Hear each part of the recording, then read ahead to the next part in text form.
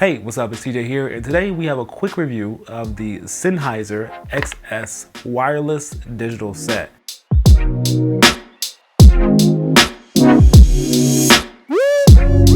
So just wanted to let you know that today's video is sponsored by me. I'm sponsoring my own videos because don't have any sponsors, but you can find some free presets and LUTs on my website at tjdavidson.com/artist minds. Good little collection I'm building up over there. Anyway, so this is a quick review of the Sennheiser XS digital set, and this set, to be honest, is freaking amazing. When I first saw it, I was like, yo, this set is something that I can really get behind, something that I can really pick up and purchase. It was pretty affordable, and I felt like the quality of the Sennheiser set was amazing.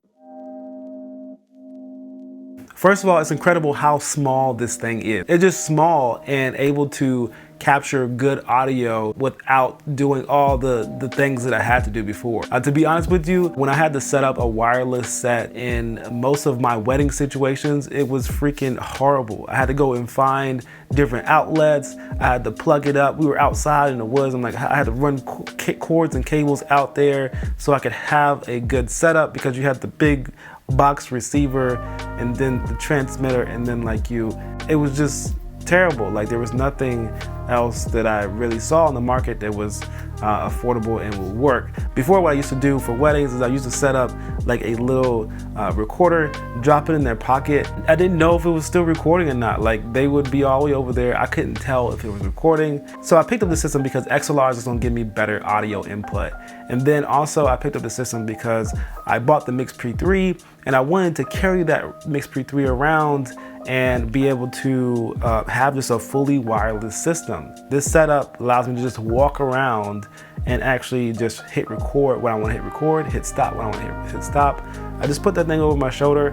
I have that little light wireless system plugged in, and I'm good to go. So the ability to do all of that in just a small package is amazing. Some of the things that I like about it is just the size. It's very small, very compact. And also that it's very easy to use. I mean, you click one button, you click the button on the receiver, click the button on the transmitter, it scans and it connects, and you're done. I mean, seconds, you're good to go. You don't have to look for any channels, you don't have to do anything with that. It finds the best channel and it connects. Other things that I like is charging. It uses a USB-C cord, which is pretty common now. It charges fairly quickly, but it also has a about 5-hour lifetime. It usually lasts for the entire shoot, but also you're not recording for 5 hours straight. But also, if I need it longer, I can just charge it in between when we have breaks and things like that. But other than that, I mean, it's fairly simple, and I just enjoy using it majority of the time. So why would you need something like this though? I mean, for me, it was just for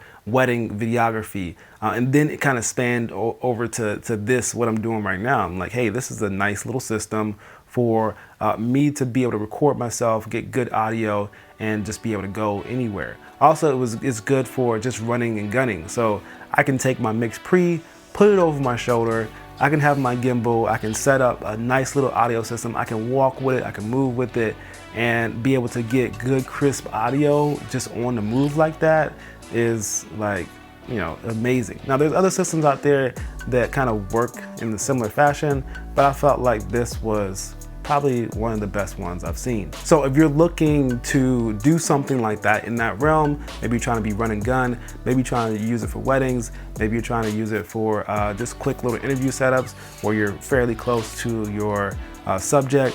But that kind of gets into one thing that I don't like about it. I feel like the frequencies tend to mess up when I'm around metal.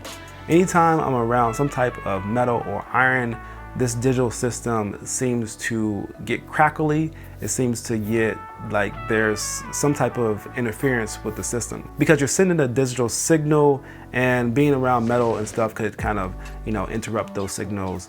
And mostly it's iron. I've been on shoots where we're on different locations and things, where either we want to stand on a metal bridge or we want to stand on some type of metal structure.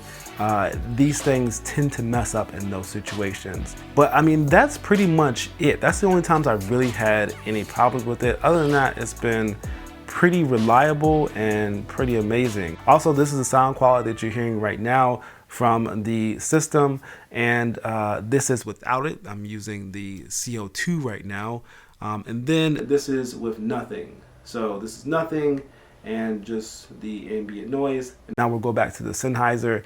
This is the Sennheiser that you're hearing right now, and then this is the CO2. The CO2 is just a little condenser mic, and then we'll go back to the Sennheiser. So the Sennheiser is what I tend to use. It just sounds a little bit fuller, a little bit crisper, and it's just closer to my body. Gets that chest area, all that in here, and it just sounds fuller. So those are some of the reasons you would want to have a wireless lav system, just because you want to get a good crisp audio. You want to get as close to your source as possible. And it's a pretty affordable small package that you can move around and run and gun with. So I would suggest that you go get it. If you have some situations where you would need this and this would be valuable, this is something that I would definitely recommend using, but just be mindful of things like the interference that you may get when working with metal, working with things like that. Just know that, and just make sure you're shooting away from those type of items. Also, I mean, it works well with other recorders. I mean, I'm using with the Mix Pre 3, but I also use it with the Zoom H4. I've also used it with Tascam. Those are, you know, a little bit different systems, a little different setups, but just as portable as the Mix Pre 3. So go check it out. Let me know if you guys have any questions about it. I'll answer them in the comments below, and I'll see you guys in the next video. Peace.